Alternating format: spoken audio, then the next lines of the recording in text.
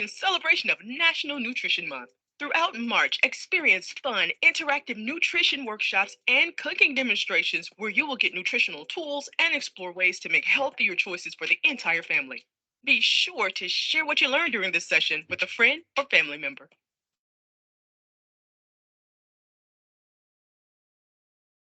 Hello, everyone. Welcome and thank you for joining us for our celebration of National Nutrition Month. My name is Edleen Dormaville, and I am a health and wellness assistant with the Department of Parks and Recreation. Before we begin, let's go over a few housekeeping items. You should see a microphone icon at the bottom of your screen, like you see here on this screen. You will need to click on this icon to mute yourself. We ask that you remain muted to limit any distractions during the program. Next, I want to draw your attention to the camera icon. You will use this to turn your camera off and on. Please be mindful that when your camera is on, all participants joining us this evening will be able to see your screen. You have the option to keep your camera on or turn it off, but remember we want to minimize distractions throughout the program and keep the focus on the presentation being presented. Next, I would like to show you how to pin a participant. To do this, you will need to click on the Show Participants icon in the Participants column. In the Participants column, select the individual that you want to view on your screen, then click or tap the three dots icon to reveal a menu. From the drop-down menu, select Pin for Me. The pin participant becomes the focus in your view and only your view, regardless of the speaker. To unpin, repeat these 3 steps and select Unpin. Repeat the same process to pin an additional participant. Please note, if you are in a web browser, the PowerPoint presentation will be in a smaller window at the top or bottom of your screen. Next, I would like to draw your attention to another Teams feature. You can also turn on live closed captions during the meeting. To do this, you will click on the 3 dots for more options. Then you can scroll down and find the options that says Turn on live captions. Then you will start to see captions at the bottom of your screen. You may choose to turn this feature on if needed. The last icon I want to tell you about is the chat icon. This will allow you to ask questions throughout the program. To type a question, you will just click on the icon like the one you see on the screen to bring up the chat box, and it should take you to what you will see on the next slide. Once you see the chat box as you see on the screen here, there will be a space for you to type your question in. Hit enter and we will see your question on the screen. Please ask your questions throughout the program, and there will be a time at the end to answer your questions. We're looking forward to a great discussion. So without further ado, I would like to introduce you to our trained professional for the evening. And you all may be familiar with her if you've joined before. Her name is Alana Gore. She is a registered dietitian and a licensed dietitian nutritionist with with a certificate of training in adult pediatric weight management. She received her BA in anthropology, BS in biology, and a Master of Public Health Nutrition from University of North Carolina. She worked as a clinical dietitian for 5 years and currently serves the DMV community as a nutrition specialist for Giant Food. She believes nutrition is about balance, not perfection. Alana hopes to inspire others to make every eating experience an adventure in making healthful choices and trying something new. Welcome, Alana. Hello, everyone. It is great to be back and see you. Today, we are going to talk about celebrating a world of flavor. So, I'm going to attempt to share my screen. You know, sometimes this goes really well for me, and then sometimes it doesn't. So, we will see what happens today. All righty. Can you guys see my screen okay? Got a thumbs up there? All Yes. righty. Perfect. Thank you so much. Alrighty. So what we'll be talking about today is a world of flavors. So I will be presenting this, but this presentation was done by my team and my team members, and they did such a great job. I want to give them all of the credit for it. And we do share our presentations and we share this information. So if you've ever seen a presentation from us about a world of flavors, it was possibly very similar. So we are going to go ahead and get started. Again, if you have any questions, feel free to unmute yourself and ask them in the middle. You could put them in the chat and someone will let me know what's going on there. This can be as interactive as you would like for it to be. And I would like to go ahead and start and talk about what we're going to actually talk about today, which is we're going to do like a culinary passport situation. So we're going to go hop around the world to 7 different cuisines. Some of them you may be familiar with and some of them you may not be. So we're going to highlight some products from those cuisines that you may find in the grocery store and also recommend a few recipes. So all these recipes come from Savory Magazine or Recipe or Healthy Live. I can't talk today. Giantfood.com/savory. And so if you see these recipe cards in there and your question is, how do I get that recipe? You're going to find it there. So I'll go ahead and preface and say that. And then also any products that you see will be, or we sell at Giant. So we will showcase those. So if that's the question you also have, where can you get it? There are markets that have international markets, but we have an international aisle right there at your local Giant. So we are going to highlight that. But before we do that, we want to talk about reasons to celebrate a world of flavor. So March is National Nutrition Month. And last year, the theme for the whole year was celebrating a world of flavors. So we're just going to kind of go to that and think about, why do we celebrate that? Well, the first thing is that we all have probably suffered from mealtime boredom, which means we cook the same things over and over again, things we grew up on, things within our own culture. And sometimes we get a little bored with having the same thing over and over. So we can try different cuisines from different places to combat that mealtime boredom. All right. And I'm just going to remind everyone, if you could mute yourself, that would be excellent. I think I'm hearing a little bit of background noise. Um, and you also, if you want to cook more at home, that's also a great way to try something new. And if you heard my bio, I love when people try something new. That's how we figure out what we really like and what we really don't like, or what's good for us and how to get that into us. So cooking more at home, getting exposure to more things can start right in your kitchen. It's just a matter of some of those choices that we make or some of those things that we're willing to try for a new eating experience. And also, we want to make sure that we celebrate and appreciate cultures from around the world. We have different friends from different cultures, maybe their parents, grandparents, maybe us ourselves, maybe you yourself are not from this country, or also have different cuisine at your home. And so inspired by a blend of cultures, you know?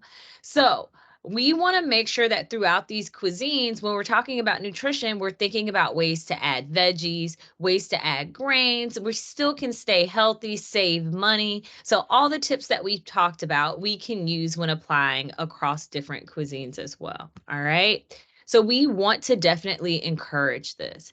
Now, before we start and before we go into everything as well, I want to say that I am in no way a professional or expert in international cuisine. So if you want to know all the chef's secrets, I am not your girl. But this is more of a nutritional perspective of these cuisines. So if you remember my plate, you will always remember my plate, because I will always talk about my plate, is that every plate will be different.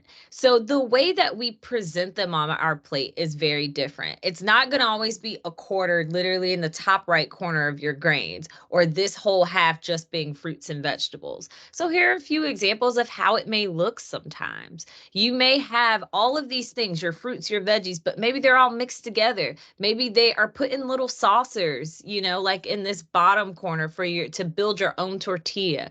So remember that every plate is going to look different, and you always want to do what works for you.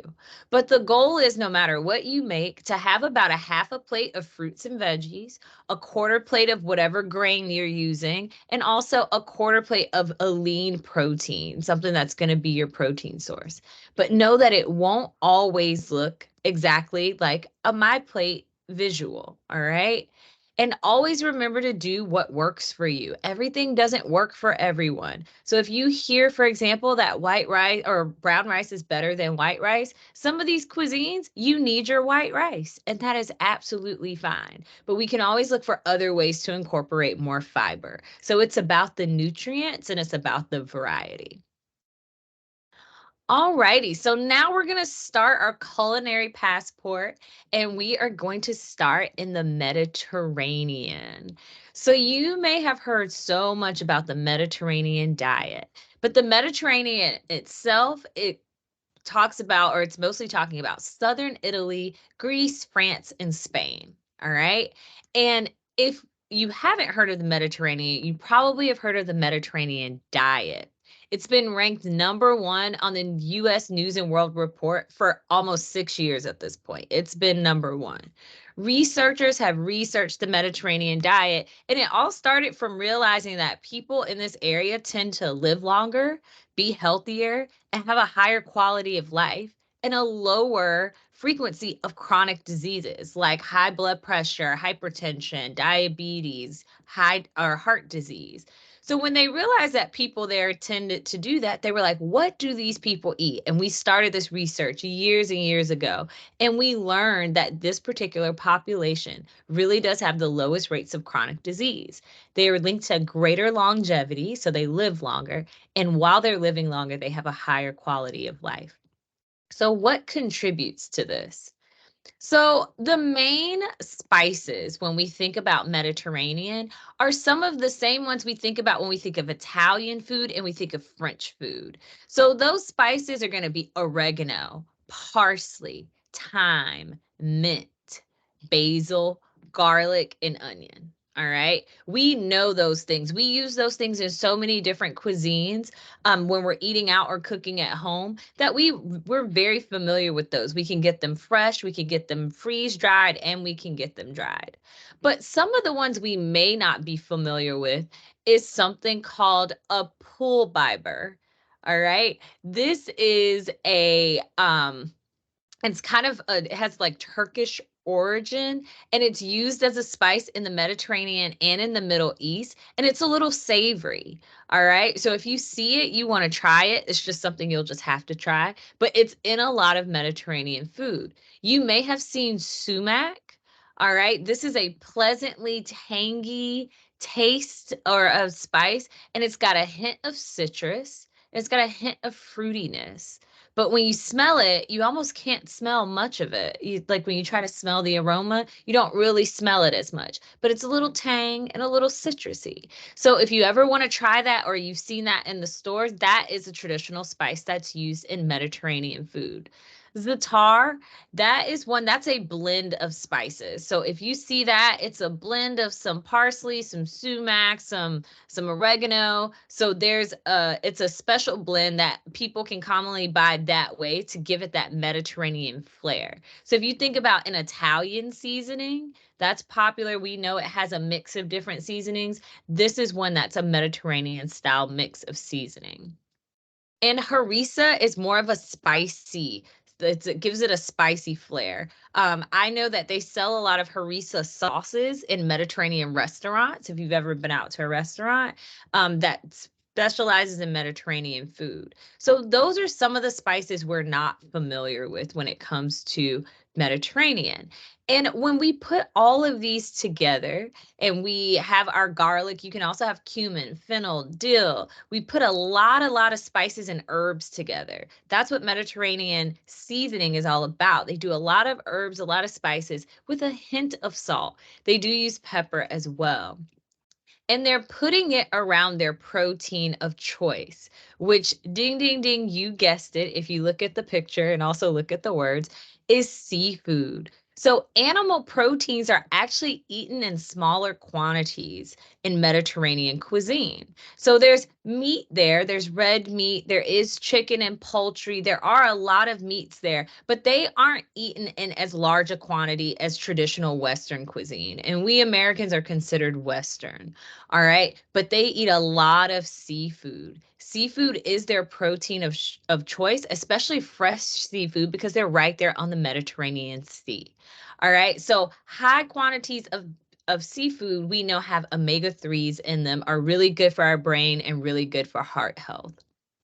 Some of the carbohydrates or the grains that they use are barley, buckwheat, bulgur, farro, millet, some oats, some polenta, some rice, some wheat berries. So as you listen to me say all of these and couscous, you're like, you may have heard of them, but they are very, very common there.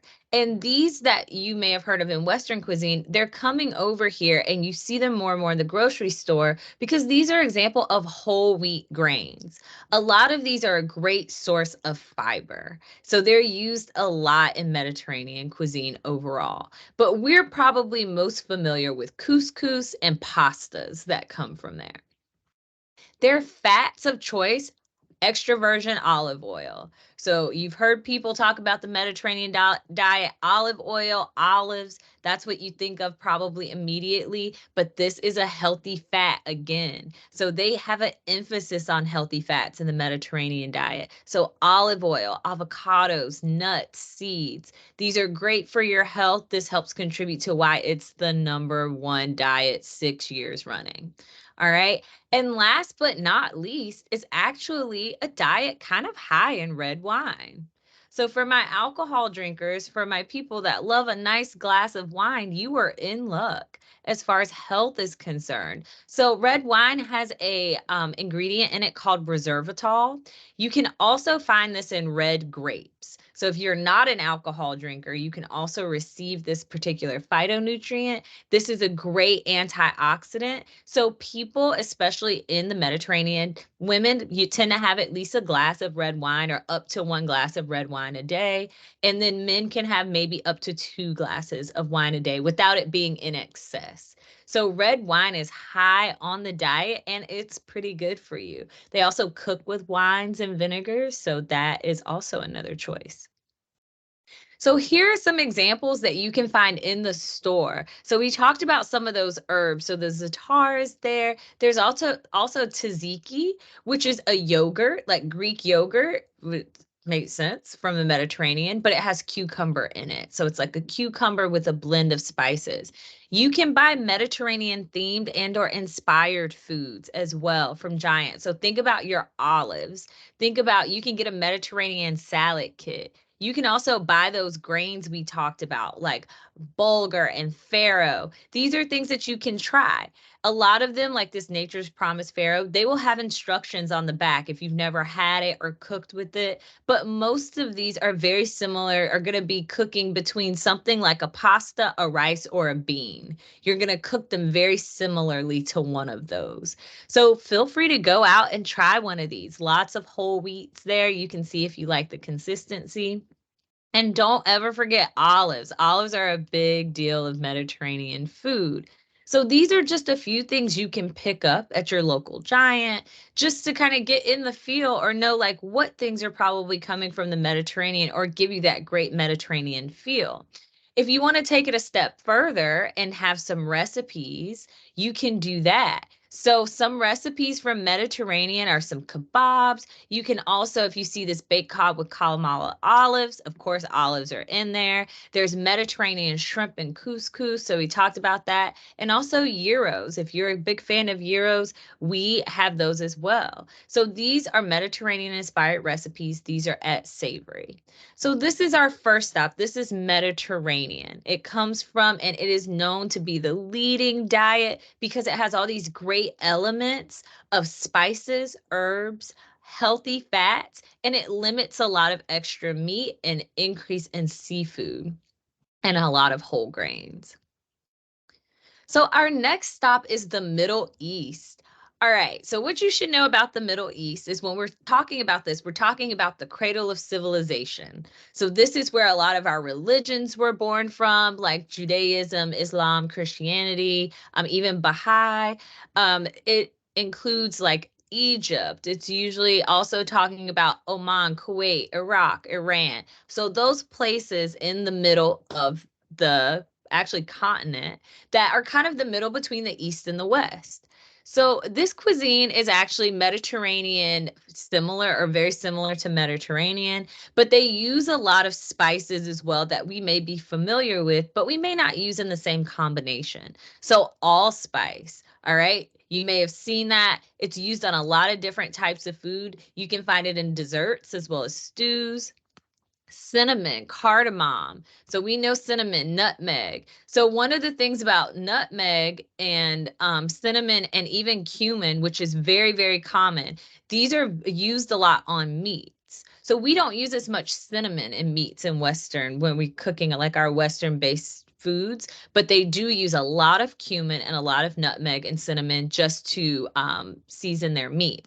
Cumin is probably the most prevalent spice that you can think of, because when we think of Eastern spices, and if you're thinking, have I ever tasted cumin? Think about if you've ever had falafel. Falafel, that flavor that you're tasting, that is mostly cumin. So very, very popular there. They use turmeric. They also use some zatars we talked about. And these are a lot of flavors that you will taste from the Middle East. So turmeric is known to be a spice that we've heard of that has a lot of health benefits as well. So they use it a lot in cooking. All right. Their meats of choice tend to be chicken, lamb, mutton. All right. Which is like sheep. So these are their proteins of choice, seasoning it. We don't eat as much lamb and mutton here, but we do have lamb chops. We have eaten them before, but it's very common to be in recipes there. Their grains and nuts, some of them they use same grains and nuts as from the Mediterranean, but some of them you may not have heard of is freekeh, which is actually it's probably better if you look it up. But freekeh is kind of like this green based grain. All right. And it's very common and they cook it a lot. So if you're ever interested in it, just purchase it, look it up, see how you can do that. Tahini is popular there, and chickpeas. So we know that chickpeas make hummus. Hummus is very, very popular here now, and we recommend it, lots of health benefits. So it mostly comes from the Middle East.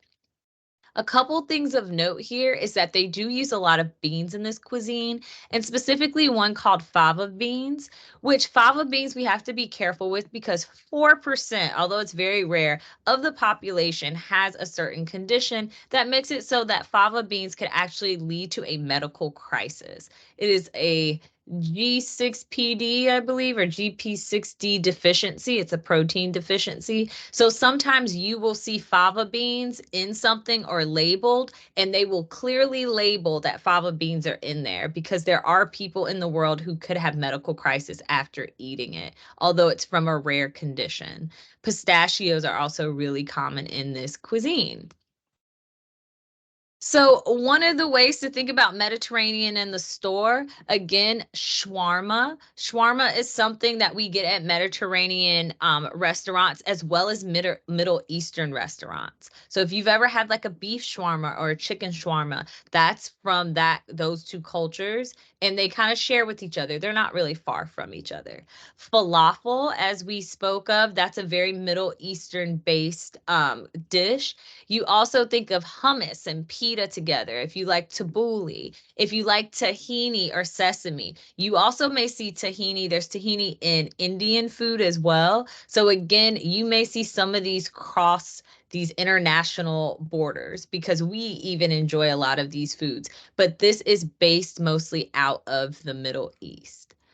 And some of those recipes that are available on Savory include these that are here. There's a tabbouleh hummus bowl if you want to make that. Even peas, an instant pot beets with feta, and also making your own falafel. So these are really good recipes if you want to try them. There's always a lot of fresh vegetables in here as well. And so this is when we think of Middle Eastern. A lot of people think that hummus comes from Mediterranean, but it actually comes from the cradle of our civilization, that Middle Eastern area.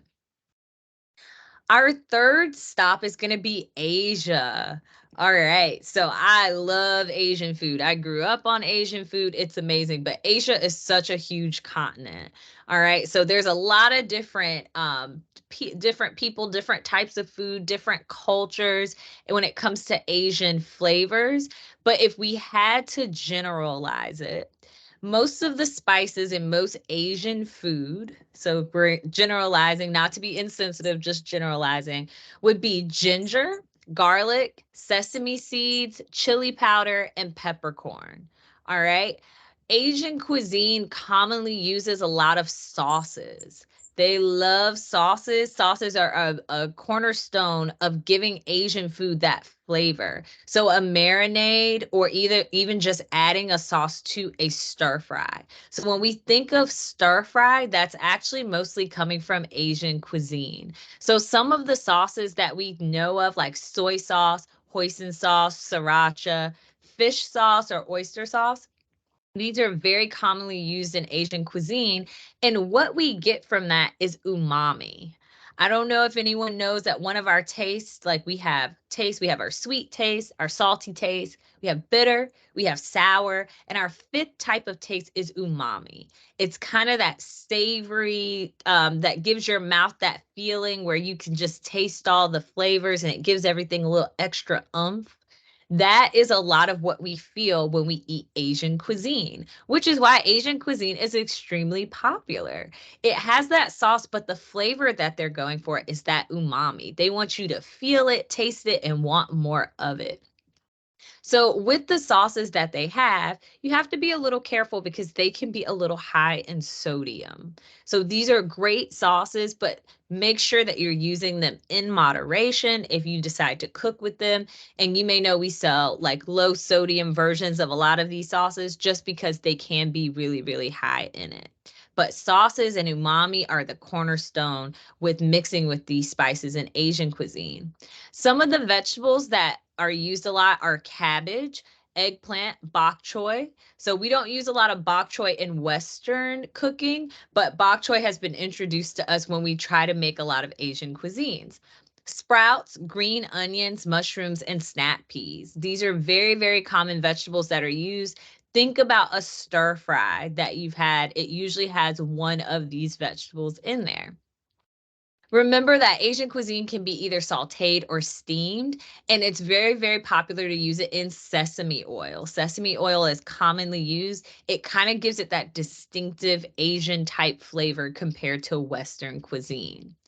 Now, the proteins of choice when it comes to Asian flavors tend to be very similar to Western protein choices. So think chicken, beef, pork, and seafood. And then carbohydrate wise, Asian cuisine tends to go toward rice and noodles. All right, so soba noodles, different types of white noodles, regular like thick noodles. So there's a lot of different types of noodles and rice. Those are the grains of choice. So usually not a lot of bread, not a lot of tortilla or pita like flour based products, but lots of rice and noodles. So some examples that you can find at your local giant, of course, stir fry, as we talked about. A lot of things will say Asian. There are whole sections of the grocery store on the international aisle that will say Southeast Asian, Southwest Asian, or just the Asian section. They have a lot of sauces that you can try. It can be a little intimidating if you're there, but one of them is a lot of them are going to be ginger based. We think of teriyaki a lot when we do it, and also like a spicy sriracha. So this is how we get a lot of our spice there. Also, you buy ramen or different noodle packs. You can buy broth if you want to make like an Asian inspired soup, like a pho. And also, we can get things like tofu. There's a lot of vegetable, or especially like a hot and sour soup type thing. There's a lot of soups and cuisine that uses tofu there.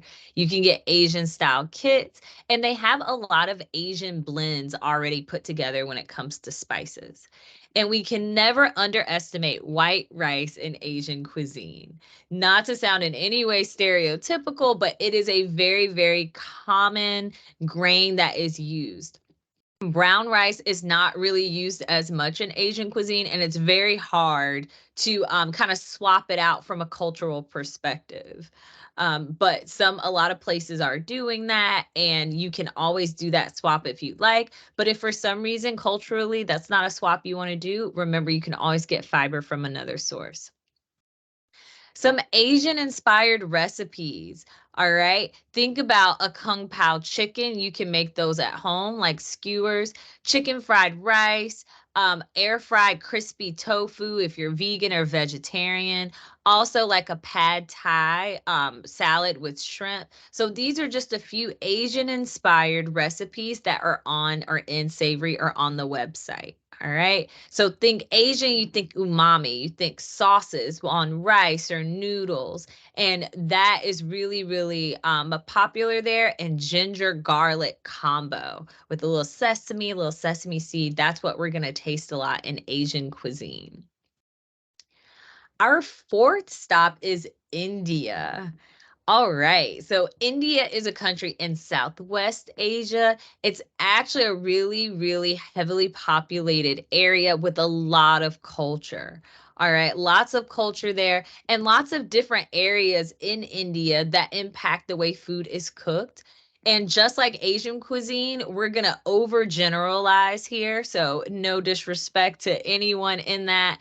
But it has very distinct flavors that are different from Asian cuisine, that are different from Middle Eastern, and also different from Mediterranean. So, one of the things that's really, really common is that ginger and garlic are very commonly used in Indian food, but it tastes much different than Asian food, even though Asian has a very common ginger garlic combo.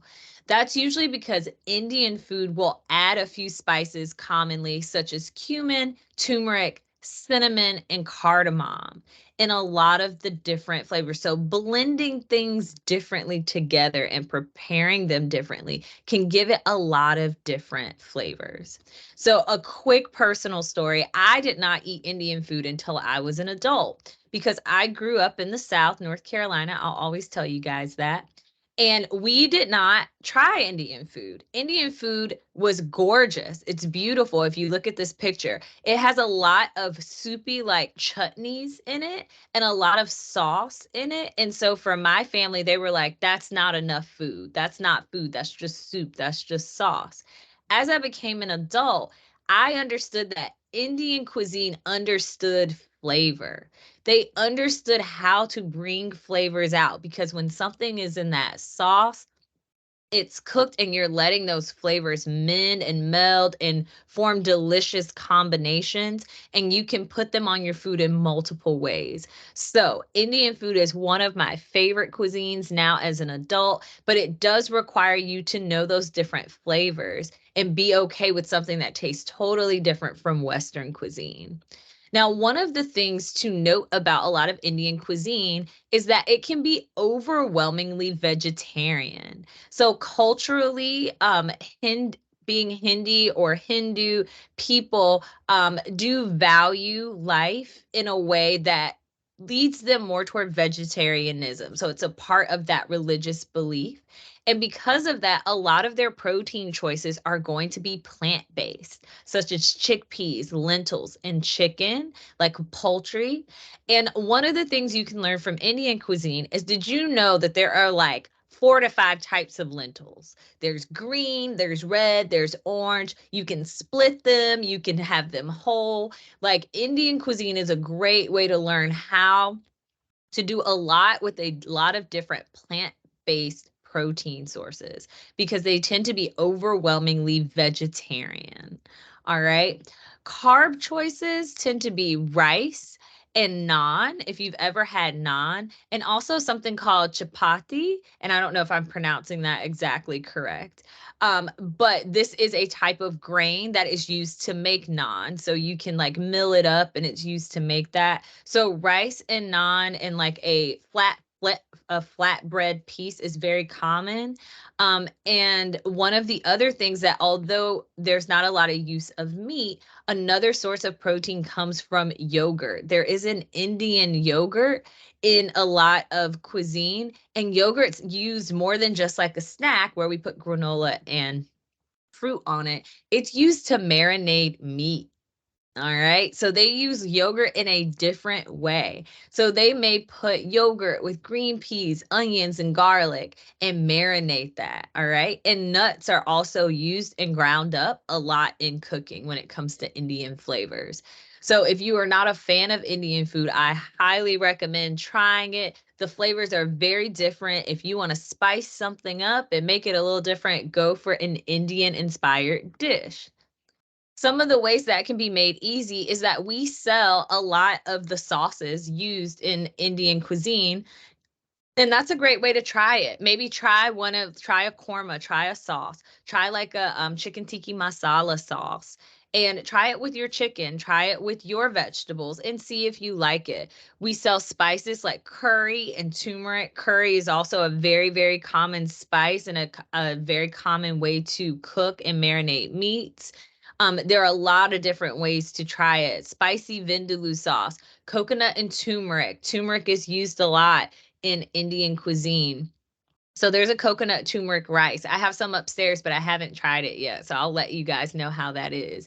But there is a lot of Indian inspired cuisine at Giant. Indian can be very popular food source. So definitely try it if you have not. And if you love it, I'm just preaching to the choir here. If you want to make some Indian inspired recipes, there is chicken tikka masala is very popular. You may have heard of butter chicken. That's also something that's very popular, but you will also see vegetable inspired dishes such as this cauliflower and potato with Indian spices on it. Tandoori chicken is also something that's very popular. And red curry and different types of curry is popular in Indian inspired cuisine. They will put and they can put lentils in just about everything and different types of lentils and a lot of different things because that's where they get fiber. And also, there are so many different types that are traditionally used in Indian cuisine. So you may feel a little crunch or a little seed or a little berry there, and that is very popular. So again, tandoori, if you've heard of it, chicken tikka masala, and just think curry and turmeric and yogurt all mixed together in this interesting combination that makes it so distinct from other cuisines such as Asian and Mediterranean. All right. So our next stop is West Africa. All right. So West Africa, you're going to think about if you know where Cameroon is, Chad, Gambia, Ghana. We've got some different places over there. There's so many places in that area, and a lot of West African cuisine and a lot of people that immigrate to the United States come from West Africa. And so we have had a great introduction to West African culture as well as food, especially in the United States in recent years. All right. And so West African flavors, their spices, we think about signature spices such as chili powder, ginger, cayenne, and also an ibono seed. So this seed is actually like a used as a thickener. They're kind of ground up and used as a thickener, and they're black in color. So you may see a different or interesting color when it comes to some foods that are seasoned with the ibono seeds. You also have something called iru, and I'm probably killing the pronunciation of this, but this is a fermented and processed bean, and it's used as a condiment, but it's very popular. It's used in soups, like okra soups, and a lot of soups and stews that are based in West African culture. So those are some of the spices that are commonly used that we may not have heard of or known about. All right. A lot of foods are cooked either by frying or boiling. So if you think about a big pile of soup or a stew that boils, that simmers for a while. And then you think about something else. Maybe you fried what kind of looks like a bread encrusted meat, or you deep fried it, or you stir fried it really fast. So that is a lot of the cuisine. It's either kind of on the boiled side or it's on the frying side. And a lot of the cuisine, the proteins of choice include chicken, goat, pork, and fish. So, of that West African area, especially those coastal countries, there's a lot of fish there. Of course, being on the coast gives you that access to fresh fish. And they do a lot of local farm vegetables. So, this area is really, really big on local farming. A lot of the fruits or a lot of the vegetables that are in their cuisine come from local farmers. All right. And so that is great. So they have Swiss chard, mustard greens, cabbage, bell peppers, okra, very, very common in West African cuisine, tomatoes. So one of the things to remember is that local farming and local cuisine is a really, really big deal in the culture. People have their own gardens and local farms. The carbohydrates of choice are yams, so that potato, sweet potatoes, corn, rice, and millet. All right. These are starchy vegetables as far as the yams and the corn and the potatoes. And of course, rice and corn and millet are just common in West Africa. But so starchy vegetables as well as rice and millet are common carbs in West African cuisine. So if you're at Giant, how can you try some of these West African kind of combos? So think about your rice. Think about things such as your black eyed peas and your okra. So black eyed peas are not directly from West Africa, but it is like a bean, and it's very similar to how it's ground up when they use beans in a lot of different parts of their cuisine. You can try something like millet flour, or you can try millets, and always try to add a little cayenne pepper. So think spice when you think of West African. You think of these local farmers, these local vegetables and local grains, and then they're going to be the freshest of the fresh. And then add a little cayenne on there, in addition to maybe some ginger, some garlic, and some other things. But you put a little spice in there, add a little rice, you probably are going more toward West African culture. So if you haven't, or you wanted to hear me say it, West African culture, think of something as like jollof rice. So jollof rice is really, really popular. It can be very similar to like a Louisiana gumbo. If you've ever had gumbo, they are not the same thing, but Louisiana gumbo is kind of inspired by and has components of jollof rice. So if you ever go to a West African inspired country and you ask for jollof rice, people make it differently, and it is a big deal, but it is very, very culturally significant. So some recipes that are inspired by this is the spicy butternut squash and kale stew with peanuts. This is actually very delicious. We made it for a cook along for Black History Month this year. Very delicious. Also a coconut rice with some peas in it, grilled okra or just okra being seasoned, especially with a little cayenne, and some slow cooker stew. So remember that boiled or fried. So think stews and soups, and then also just frying different things. So it can feel a little similar to some Latin American cultural things.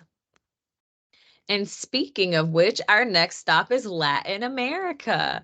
So when we think of Latin America, we can think of Mexico, the Caribbean, Central and South America. So this is going to feel very generalized, all right?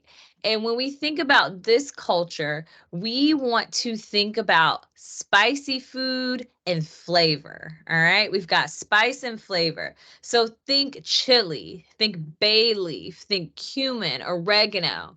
All right. Mixing all these up, different types of chilies, hot chilies, spicy chilies. When we think of chilies, we tend to think of Latin American cuisine. So oregano and cumin are used along with cinnamon a lot. So they're put in together. Cacao or cocoa beans, this is what we get a lot of our chocolate from. So you will find cocoa powder, cacao. You will find this in sweet and savory dishes. All right. It's very popular there. Protein, of course, anywhere you go, if there's a coastal region, you will see seafood is more in abundance, but their animal proteins include chicken, pork, and beef. So we can relate a lot to that in Western culture. For plant-based protein, a lot of the diet in Latin American flavors comes from plant-based proteins such as lentils and beans and nuts and seeds. This includes chia seeds, and this also includes all the different types of beans that you can think of. They are made in multiple different ways. Black beans, you could do a mushed variety of beans, such as a refried bean, is something we could probably relate to getting at a restaurant. When we think about Latin food and flavors, think about the smell of Latin food and flavors. So while you may not be able to smell something like a sumac when you're using it, this has garlic, lime, cilantro, parsley. Just think about how all that smells when it comes to your table. So very aromatic. And we know that carbohydrate wise, tortilla is not really a staple in Latin American Latin American countries, but it is very popular in Latin American food, especially as it comes more toward the United States. So it's very well known, but it's not actually a staple in Latin America. But you have corn tortillas or corn-based products, potatoes, plantains, yuca, rice. If you have like a flour, if you've ever had like a flour-based tortilla or a flour-based flat bread, you can make arepas. So there are a lot of different ways to use tortillas, flours, corn, but think these flatter breads and things like we use this like tacos or corn-based things. All right. They're very, very popular there. And produce wise, we've got our tomatoes, our bell pepper, our mangoes. So this is very easy for Latin America. When you think about this, you can buy a lot. There's a whole Latin American section. And just think about the flavors. You want to go for chilies. You want to go for that smell. Think acid and spice. So think limes, lemon, spice with a little garlic. Think beans. You can add beans in there. All right. We know about empanadas and tacos. There's a lot of Tex-Mex and a lot of Latin-based things, but you can find so much of it there on the international aisle. But when you hear it, when you see it, think the smell, think that spice and that chili. These are a few inspired recipes. So again, this will all be given to you at the end of this. If you want to look these up and try these yourself, that would be awesome. They are on our Savory Magazine website. So think about a stew with fish in it, yuca with onions. Think about a ceviche. So that fish with cherry tomatoes, and also a kind of like puff pastry type thing. You'll try it. It's delicious. It's cheesy and it's great. So these are Latin inspired recipes that we have. Now, we have gone all these places and we are rounding this out. So we can't dismiss our local area, right? So we're going to pop right up from Latin America and come right here to the mid-Atlantic. All right. So we're talking about the mid-Atlantic. We are right in the middle of the United States here, right? So we know that we have our own local culture here. And I say we because I live here now, but y'all know I'm a Southern culture girl. But there's a local culture here that I have come to know and love. And I knew about Old Bay before I got here. So Old Bay seasoning is a whole local vibe, okay? That is a seasoning. If someone is teaching this in Latin America right now, they are talking about Old Bay from Maryland, okay? Also, seafood is a big thing here. So local fish like blue crabs, clams, oysters. So this is how we talk about ourselves and see ourselves. We have our own food culture here. In DC, we've got mambo sauce and also half smokes, very native to there. And then in Virginia, very popular for Virginia ham, right? And then peanuts. There's a lot of peanuts there. So our local area could be broken down into our food culture. And of course, we always sell that here. We're going to sell all these things that come there. But think about the story behind some of these products that you may know from being from here or living here for a long time. When we're talking about tasting all these different flavors, there's so many stories connected to how all all of these become what ends up in our cuisine and our culture, right? There's stories behind it. Maybe it was an access issue, maybe it was different things, maybe it's just because we were located here, that's where all the crabs were. So trying different cuisines is so exciting, and it's so inspiring, so that you can spice everything up and learn to appreciate things around you. So of course you guys know where to get mambo sauce, and you can get Old Bay almost anywhere. Again, Old Bay is very popular in North Carolina as well. But always think about trying local cuisine, local products. People from around this area, what are they developing? What does it come from? Usually it's from living here, and it probably has a story behind it and likely tastes absolutely delicious. So some examples: Lido Pizza is headquartered here. Blue Catfish is here. That is also a brand. Any different types of crabs, peanuts. So what are some mid-Atlantic things that you love and you would include if you were telling someone how to eat from this local area? So if you ever want any recipes, you guys probably already have your own. We do have different recipes based on our love of seafood from here, especially crab, catfish, clams, oysters, and also those common beans and peas that we would use in a succotash. And that is going to be my presentation for today. So I hope that you guys learned a lot. I know there are a lot of new spices in there, and I probably pronounced like half of them wrong because I'm a horrible at pronouncing things. But I will definitely email this to you so that you can visually see this and have it for your own records and see if you want to try something new. So thank you guys.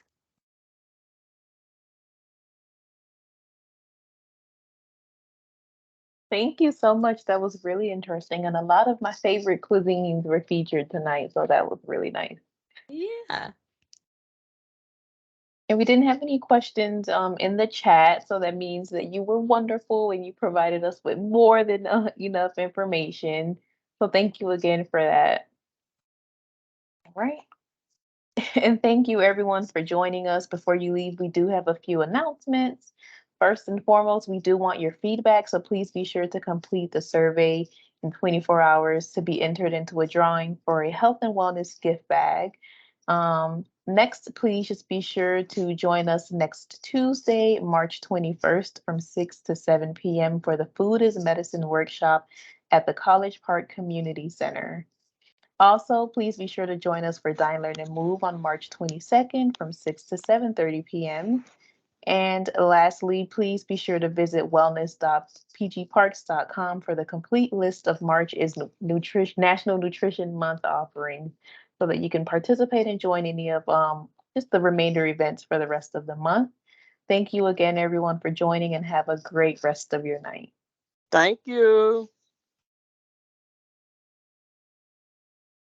Thank you for joining us for National Nutrition Month. For more videos to help you make healthier choices, visit the Department of Parks and Recreation's online resource center at pgparks.com or the Health and Wellness Virtual Library at wellness.pgparks.com.